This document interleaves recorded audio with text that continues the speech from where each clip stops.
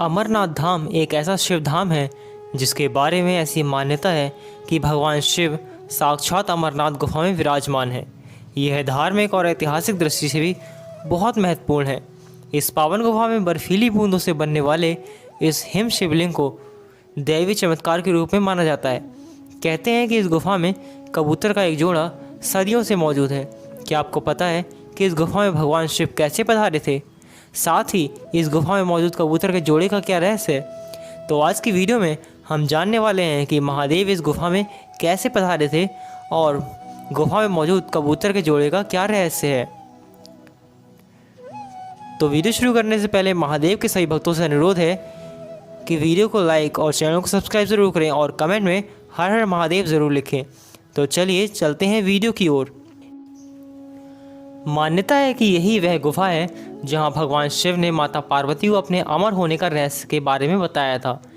इसी स्थान पर शिव जी ने पार्वती को बताया था कि क्यों ब्रह्मा, विष्णु और स्वयं वह खुद सृष्टि का अंत हो जाने पर भी अमर बने रहते हैं, यानी मरते नहीं हैं।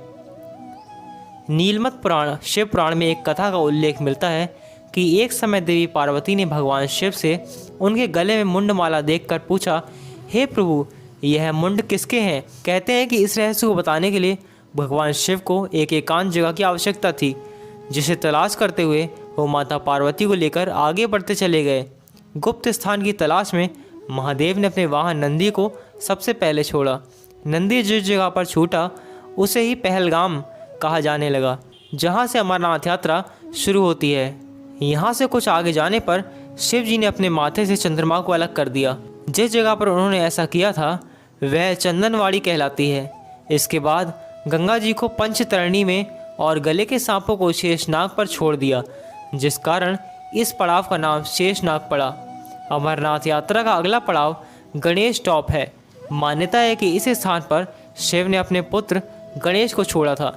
इस प्रकार इन 5 चीज़ों को पीछे छोड़ने के बाद भगवान शिव ने माता पार्वती के साथ उस गुफा में प्रवेश किया। इसमें कोई भी तीसरा प्राणी इसमें प्रवेश ना कर पाए, इसलिए शिव ने गुफा के चारों ओर अग्नि प्रज्वलित कर दी, जिसके बाद महादेव ने जीवन के उस गूढ़ रहस्यों की कथा शुरू कर दी। मान्यता है कि कथा सुनते सुनते देवी पार्वती को नींद आ गई। उस समय वो कथा 2 सफ़ेद कबूतर सुन रहे थे। ये कथा जब समाप्त हुई तब भगवान शिव का ध्यान माता पार्वती पर गया तो उन्होंने पार्वती जी को सोया हुआ पाया। तब महादेव की नज़र उन दोनों कबूतरों पर पड़ी, जिसे देखते ही महादेव को उन पर क्रोध आ गया।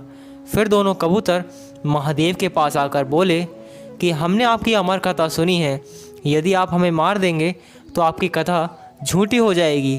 और कहते हैं कि इस पर महादेव ने उन कबूतरों को वर दिया कि वो सदैव उस स्थान पर शिव और पार्वती के प्रतीक के रूप में रहेंगे। अमरनाथ धाम के बारे में और भी कई रहस्य हैं, जैसे कच्ची और मुलायम बर्फ़। आज तक कोई भी इस रहस्य के बारे में नहीं जान पाया है कि अमरनाथ की गुफा में बर्फ़ से जो शिवलिंग निर्मित होती है उसकी बर्फ़ ठोस होती है, और जबकि उसके आसपास की या फिर बाहर की बर्फ़ कच्ची होती है और मुलायम होती है। ऐसा आखिर क्यों होता है? यह बात सभी के लिए एक रहस्य बना हुआ है। सारी थकान हो जाती है अचानक से दूर। यहाँ पर पैदल चलकर आए श्रद्धालु बेहद थके हुए रहते हैं, मगर जैसे ही वे गुफा में प्रवेश करते हैं उनकी सारी थकान दूर हो जाती है। अचानक से कुछ ऐसा होता है कि उनकी थकान दूर हो जाती है। इसकी वजह क्या है, आज तक कोई भी इस बारे में नहीं जान पाया है। एक मुस्लिम ने की थी अमरनाथ गुफा की खोज।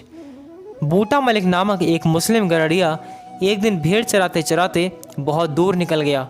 बूटा स्वभाव से बहुत विनम्र और दयालु था। ऊपर पहाड़ पर उसकी भेंट एक साधु से हुई। साधु ने बूटा को एक कोयले से भरी एक कांगड़ी दिया। बूटा ने जब घर आकर उस कांगड़ी को देखा तो उसमें कोयले की जगह सोना भरा हुआ था।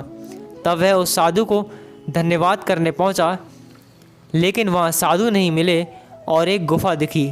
जब बूटा मलिक ने उस गुफा के अंदर जाकर देखा तो बर्फ़ से बना सफ़ेद शिवलिंग चमक रहा था।